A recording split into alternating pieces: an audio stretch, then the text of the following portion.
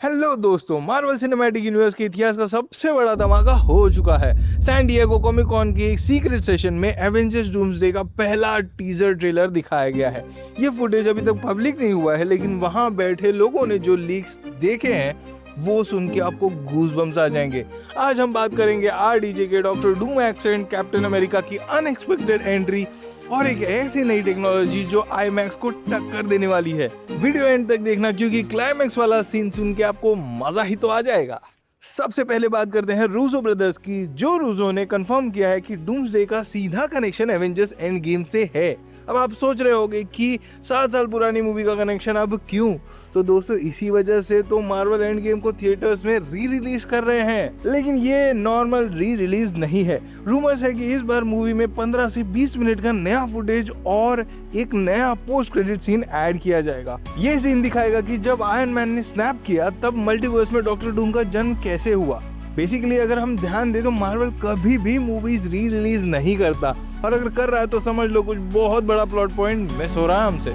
और अब बात करते हैं एक टेक्निकल ट्विस्ट की। आपको पता है 2026 में ड्यून 3 भी आ रहा है। ड्यून का आईमैक्स के साथ पुराना रिश्ता है, इसलिए सारे आईमैक्स स्क्रीन्स उसको मिल गए हैं। मार्वल के पास स्क्रीन्स की कमी पड़ रही थी, तो उन्होंने लॉन्च किया है इन्फिनिटी विजन। ये एक नया सिनेमैटिक फॉर्मेट है जो आईमैक्स से भी ज्यादा इमर्सिव बताया जा रहा है। मार्वल चाहता है कि आप एंड गेम री रिलीज और डूम्सडे को इसी फॉर्मेट में देखो। ये बेसिकली एक wide angle high frame rate experience होगा जो आपको स्क्रीन के अंदर ले जाएगा। मार्वल अब स्क्रीन टेक्नोलॉजी में भी कंपटीशन दे रहा है। चलिए ट्रेलर पर आते हैं। फुटेज शुरू होती है एक सुनसान जेवियर स्कूल से। बैकग्राउंड में एक भारी, थोड़ी रोबोटिक और थोड़ी रॉयल आवाज आती है। लोग कह रहे हैं कि ये सुन के कोई नहीं बोल सकता कि ये रॉबर्ट डाउनी जूनियर है, बट वो एक्चुअल में आरडीजे है। उन्होंने एक लेटवेरियन एक्सेंट पकड़ा है। डॉक्टर डूम कहते हैं, जब ये दिन खत्म होगा तुम सबके पास एक ऐसा अनथिंकेबल डिसीजन लेने का वक्त आएगा जो तुम्हें कभी सपने में भी नहीं सोचा होगा। इसके बाद दिखती है डूम की फुल मेटल आर्मर में एंट्री। वो एक सुपर हीरो लैंडिंग करता है और पूरा पर्दा ब्लैक हो जाता है। कुछ फैंस का कहना है कि उसने मास्क पहना था, पर उसकी आंखें बिल्कुल टोनी स्टार्क जैसी चमक रही थी।